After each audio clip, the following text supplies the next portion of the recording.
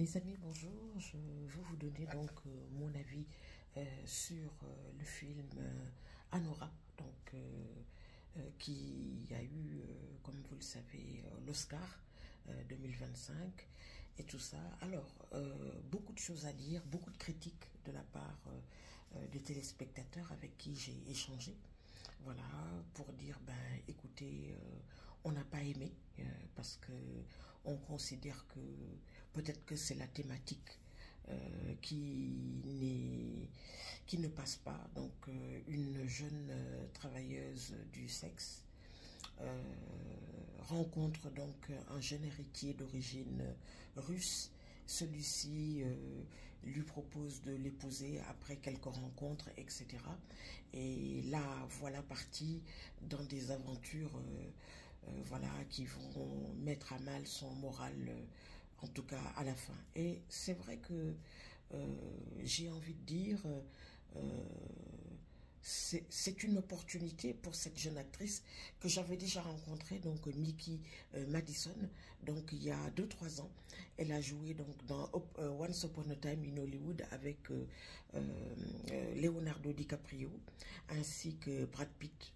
Un petit rôle, mais c'est vrai que bon voilà, je ne l'ai pas oublié. Elle faisait partie d'un petit groupe de hippies, etc., qui faisaient des vols, des actions illégales contre des artistes à l'époque dans le contexte de l'affaire Sharon Tate, comme vous le savez, la première épouse du réalisateur voilà d'origine polonaise Roman Polanski, qui a été assassiné en 1969. Donc c'était tout ce contexte de violence, etc.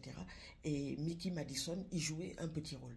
On la redécouvre cette fois-ci, sûre d'elle, jeune, belle, etc., travailleuse du sexe, qui va faire tenir le film parce que c'est sa présence à l'écran, c'est sa conviction, etc. Même si vous n'êtes pas d'accord avec mes propos, mais moi je donne juste mon avis et voilà. Donc elle gagne cet Oscar face à Demi Moore, Demi Moore qui n'est pas n'importe qui a joué dans Ghost dans les années 90, pour ceux qui s'en rappellent, etc. Voilà, Demi Moore qui a une soixantaine d'années, etc., qui était pourtant partie favorite, si vous voulez, pour l'Oscar. Mais voilà, c'est comme ça. Les Oscars, on critique depuis pas mal d'années, voilà, sur cette façon peut-être de choisir les gagnantes et les gagnants. Bon, voilà, c'était sa chance. Moi, c'est ce que j'ai dit à ces jeunes femmes avec qui j'ai discuté tout à l'heure, pour dire que, vous savez, dans la vie, chacun a sa chance. Sa carrière est lancée, on lui souhaite bonne chance, mais un dernier mot par rapport aux travailleuses du sexe. Mickey Madison en a parlé en leur rendant hommage. Les travailleurs du sexe, comme vous le savez, de par le monde, n'ont pratiquement aucun droit, sauf dans quelques pays, etc. Ce sont des personnes qui, en général, ont eu des parcours de vie chaotiques la plupart du temps, même si certains le font par choix, mais bon, ça encore c'est une autre histoire, qui traversent des moments très difficiles sur le plan personnel, qui prennent des risques également pour leur vie, leur santé, etc. Voilà. Donc, ne pas les oublier. Nous les croisons sans faire attention à eux tous les jours, dans certains quartiers, dans toutes les régions du monde entier. Voilà. Donc, Mickey Madison donc en a parlé dans son discours de remerciement, etc. Et tout.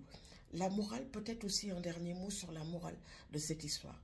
Quand on a les moyens, quand on a le pouvoir, on peut imposer son diktat. Ce qu'on a remarqué, c'est qu'à la fin, le mariage que ce jeune héritier lui a proposé sera annulé parce que simplement elle n'a pas les moyens de résister face à cette déferlante qui est cette belle famille super puissante qui lui impose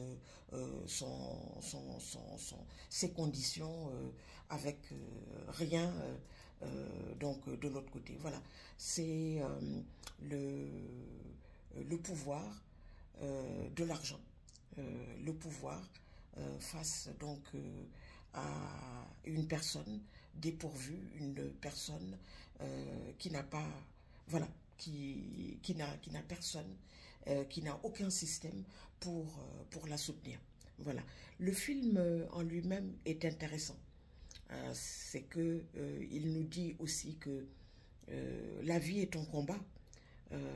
C'est ce que j'ai envie de dire, qu'on soit travailleuse du sexe, qu'on se lève tous les jours pour faire un job, etc.